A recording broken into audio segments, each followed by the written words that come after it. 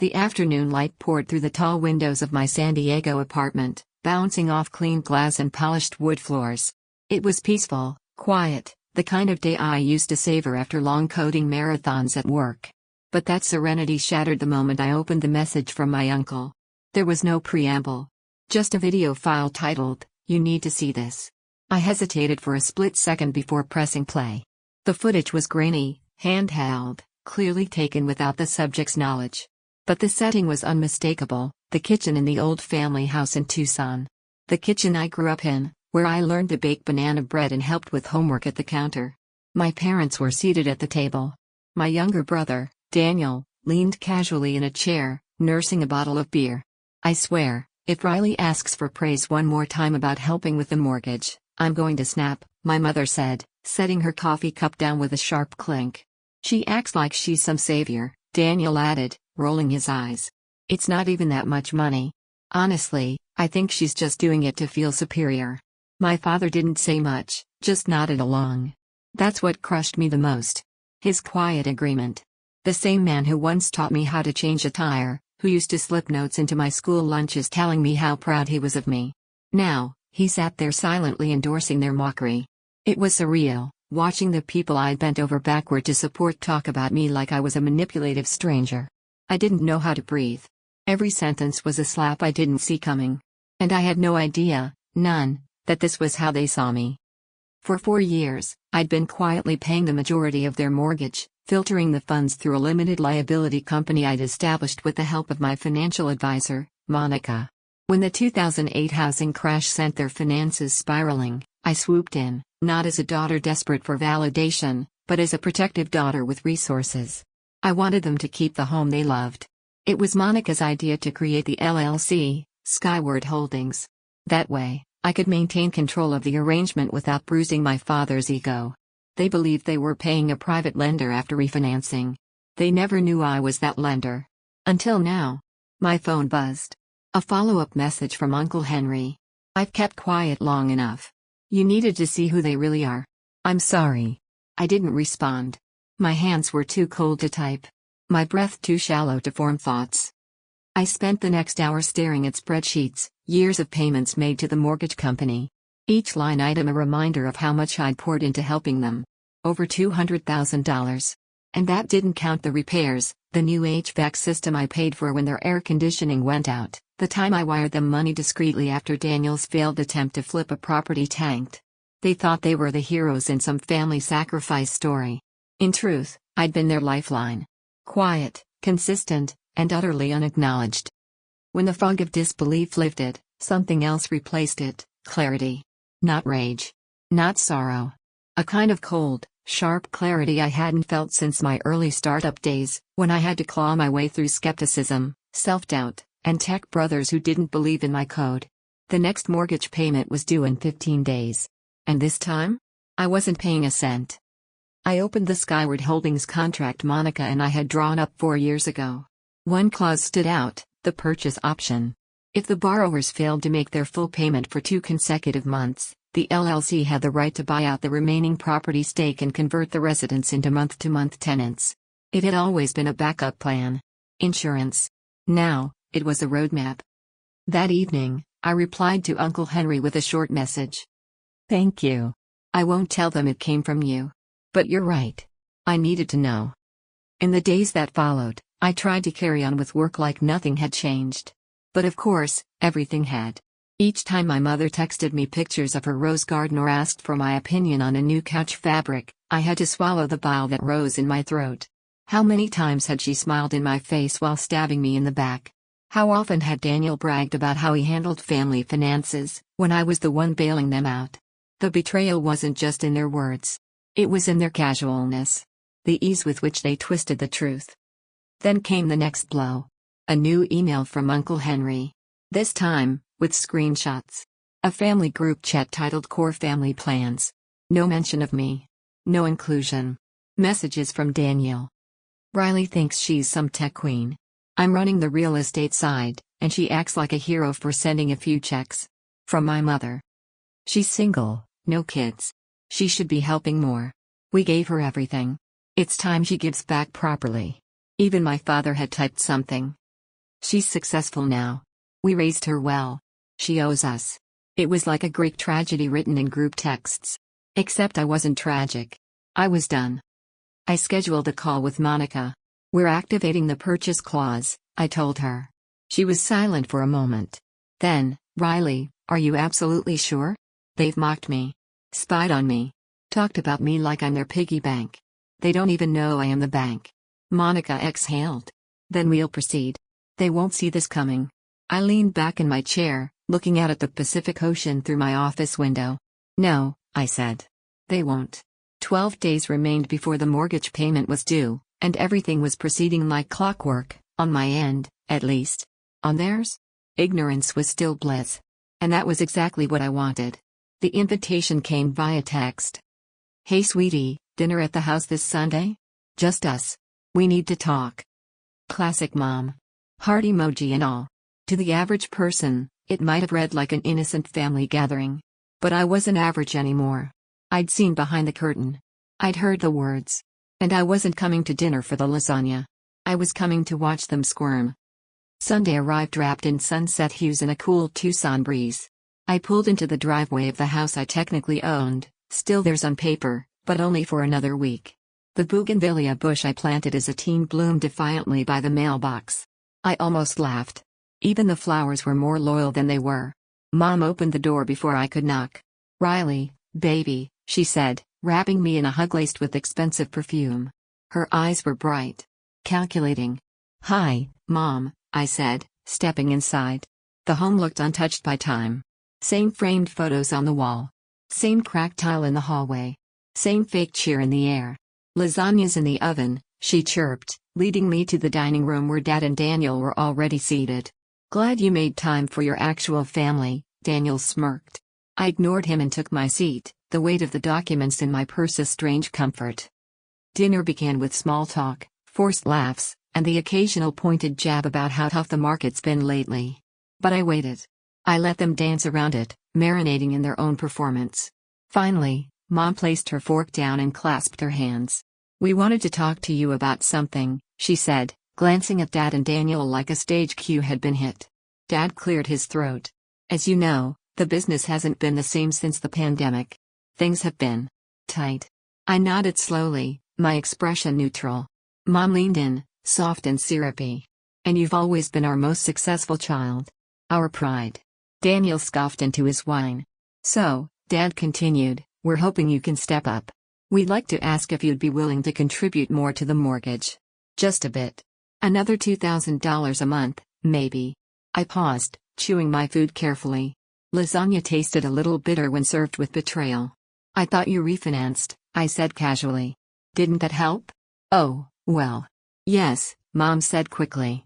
But rates went back up. And you know how these banks are. Oh, I do, I said with a small smile. Very well. Daniel chimed in. Come on, Riley. You live in San Diego, no kids, 6-figure salary. What's $2,000 to you? A week's coffee budget? Less than your failed property flip, I muttered under my breath, then sipped my wine before anyone could respond. The tension crackled. I glanced at Dad. And what's the business pulling in now? His face tightened. That's not important. Of course not, I said. Because if it was, we wouldn't be having this conversation. A long silence followed. After dinner, I excused myself to use the restroom. Instead, I veered left, into Dad's office. The door was half open, the same way it had been the day Uncle Henry recorded the first video. I stood just out of view and listened. She's not going to help, Daniel said bitterly. Did you see her face? Patience, Dad replied. We'll push again after next week. She's too soft. She'll cave. She has too, Mom hissed. We raised her. Gave her everything. She owes us. They started whispering lower, but I caught pieces, phrases like that tuition money, and her LLC, and even contacting her employer if we have to. It was all I needed to hear. These weren't just people hoping for help. These were strategists planning blackmail. Smiling assassins in family skin. Back in the dining room, I smiled. Thanks for dinner, I said, slinging my purse over my shoulder. Oh, honey, Mom said, following me to the door, we knew you'd understand. You always come through. I met her eyes. You're right. Family helps family. Her smile widened, oblivious. I'll have an answer for you. In 8 days, I said. Daniel frowned. Why such a weird number? Because, I replied, stepping outside, timing is everything. That night, I sat on my patio in San Diego with a glass of Pinot and my laptop glowing beside me. I pulled up the Skyward Holdings dashboard. Next payment due in 7 days, 13 hours. I clicked the auto pay toggle. Off. Then I opened my email and drafted a preemptive message to HR, outlining everything, the threats, the blackmail attempt, the screenshots. Uncle Henry had given me more than the truth, he'd given me the receipts. I wasn't just defending my finances. I was defending my future. The following week, texts from my family grew more desperate. Just checking in, sweetie. Did you speak to your advisor? Riley, we're counting on you. You wouldn't abandon your own family, would you? I replied once. I'll let you know soon. Promise. Let them sweat. The night before the payment deadline, I FaceTimed Uncle Henry. They'll flip out, I said, swirling wine in my glass. Let them, he replied. They made their bed. You know what hurts? I asked. It's not just the money. It's realizing they never saw me. Just what I could give them. They see you now, he said. And they're scared. Mid-morning the next day, I received the alert. Payment failed. Default initiated. And with it, the system sent an automatic notification. Skyward Holdings has activated its purchase option clause. Property ownership is now transferred. Tenants will be notified within 48 hours. I sipped my coffee. Let the wolves wonder where the woods went. It only took 14 minutes for the first phone call to come through. Mom. I let it ring once, twice. Then answered, my voice calm and flat. Hey. Riley, what's going on? She demanded, her voice tinged with panic. The bank just contacted us. They said our payment didn't go through and that we're in default. What's happening? I let a pause stretch just long enough to let her stew in it. Then, casually, it's not the bank, Mom. It's Skyward Holdings. And we're not in default. You are. A beat of stunned silence. What? What are you talking about? She said, voice suddenly small. I sighed. Skyward Holdings isn't a third-party lender. It's my LLC. I've been covering the majority of your mortgage through it for 4 years. You've been sending your portion to a shell lender I created to protect myself in case something like this happened. You, her voice cracked. That's not possible. That's fraud. No, Mom, I said evenly. It's protection. Because I knew, deep down, that one day the people I've been bailing out might decide I was just a wallet with legs. She began, but I cut her off. The payment didn't clear. Which activates the purchase clause in the loan agreement you signed. The house now belongs entirely to Skyward Holdings. And since I am Skyward Holdings, that means it belongs to me. She didn't speak. I imagined her frozen in that same kitchen where they called me worthless. I'll send over the tenant conversion notice, I added. You're now on a month-to-month lease. I hung up. It wasn't coldness. It was clarity. 2 hours later, Dad called. He didn't even try to hide his anger. How dare you pull something like this on your own parents? I didn't pull anything, Dad. I followed a contract. One you signed willingly. One you didn't bother to read, because you were desperate and assumed I'd never stop helping. You always thought you were better than us, he snapped. Just because you have a fancy tech job. I laughed, sharply. No, Dad. I thought we were a family. You thought I was a safety net. Click. That night, Monica and I reviewed the next steps. She'd already sent the legal notice via certified mail. The 30-day tenant notification clock had started ticking. Rent would be due in 3 weeks. If unpaid, we'd proceed to eviction. She looked up at me through the screen. They're going to push back. I know. And threaten you. They already tried. They said they found old tuition records they could use against me. Monica raised an eyebrow. From college? That year your check bounced and you had to borrow from your dad's account? Exactly. You repaid it, with interest, within the month. We have emails. I know, I said, smiling grimly. Let them try. Uncle Henry stopped by that weekend. He brought over a box of documents from his days helping Dad with real estate contracts. I figured you might want these, he said, placing it on my kitchen counter. Just in case they keep digging. Thanks, I said, lifting a stack of folders. You know, It still feels surreal. Like, I can't believe they did this. Henry placed a gentle hand on my shoulder. Riley, people like them don't become ungrateful overnight. You just finally stopped excusing it. I nodded slowly. It's just wild. I paid nearly $200,000 over 4 years and all I got was a kitchen table roast session on camera. Henry chuckled. They didn't even know I was filming. You should have seen their faces when they found out I sent it to you. I blinked. Wait, they know now? He nodded. Your dad tried to call me. I didn't answer. They're scrambling, Riley. Good. A week passed. The tenant letter arrived. No response. Then came the next move. A voicemail from Daniel. Hey, he said, casual and smug, I hope you're enjoying your power trip. But you should know, Dad found some of your cloud documents. Some stuff you maybe don't want your company to see. Think hard before you push this any further. I saved the voicemail. Then forwarded it to my HR rep, along with the documentation Monica and I had prepared weeks ago. Screenshots, messages, the video, even the lease and LLC documents, all of it. Within a day, my HR rep responded. Thanks for bringing this to our attention proactively. You have nothing to worry about. We're flagging this as a harassment concern and contacting legal. I was covered. Daniel had no idea he'd just torched the last of his credibility. 3 days before rent was due, my phone rang again. Mom, of course. Her voice was softer now, almost tearful. Riley. Please. Don't do this. You're breaking up the family. I didn't even bother trying to explain what they had done to me. It was pointless. Rent is due Monday, I said. Same as any tenant. You're really going to evict your own parents? No. You are. When you chose to bite the hand that fed you. When you sat at that table and called me a burden. She sniffled, but I had no sympathy left to give. You said family helps family, I added. You just forgot that it goes both ways. Rent day came and went. Nothing. Monica filed the eviction paperwork the next morning. I didn't even flinch. By the time the formal notice was delivered, the fallout had begun. Daniel's voicemail to me had been flagged by his own employer. His real estate license was under review. Uncle Henry said Daniel called him sobbing, blaming me for everything. Funny. I didn't hear any of that when he was plotting to ruin my career. Mom sent me one final message. How could you do this to us? And I finally answered. You taught me that family comes first.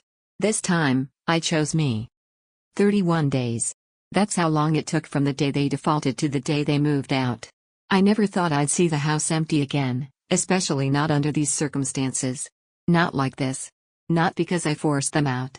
But standing there in the middle of the living room, surrounded by silence and sunlight filtering through dusty blinds, I didn't feel guilt. I felt peace. They were gone. And for the first time in years, the weight of their expectations, their manipulation, their conditional love, it was gone too. The eviction process, predictably, was messy. After the 30-day notice was delivered, they stalled. Mom sent me a flurry of texts, some pleading, others passive-aggressive, and one particularly dramatic message about how no real daughter would do this. Dad tried to delay legally. Monica handled the counter filings. The judge reviewed the purchase clause in the contract, ironclad and signed. Case closed. Daniel? He didn't say a word directly, but his social media exploded with vague posts about traitors in the family and selfish siblings who forget where they come from. I didn't comment. I didn't watch the likes or the replies. But I did notice something interesting. For the first time, people pushed back. You mean Riley? The sister who bailed out your parents when you bankrupted the family business? One comment read. Another, didn't she pay your mortgage for years? Sounds like you forgot who kept the lights on. Uncle Henry messaged me the day the eviction finalized. They're rattled. Not used to accountability. But proud doesn't even cover how I feel about you right now. I didn't reply immediately. I just stared at the message, letting it settle deep in my bones. The actual move out happened without a word. No final apology. No face-to-face confrontation. Just silence. I received the keys from the court officer at 10:06 a.m. on a Thursday. Monica came with me to inspect the property. Surprisingly, they hadn't damaged anything. No broken windows. No smashed plates. Just nothingness. Like ghosts had packed up and vanished. She walked with me from room to room, clipboard in hand. This must feel surreal, she said gently, stopping in what used to be the kitchen. I nodded. This was the table, I said, running my fingers along the edge of the oak countertop. Where they laughed about me. Called me a burden. Said I owed them. She said nothing, just let me speak. And here I was. Paying their mortgage the whole time, I added. Fixing their roof. Wiring them emergency funds when Daniel blew through cash.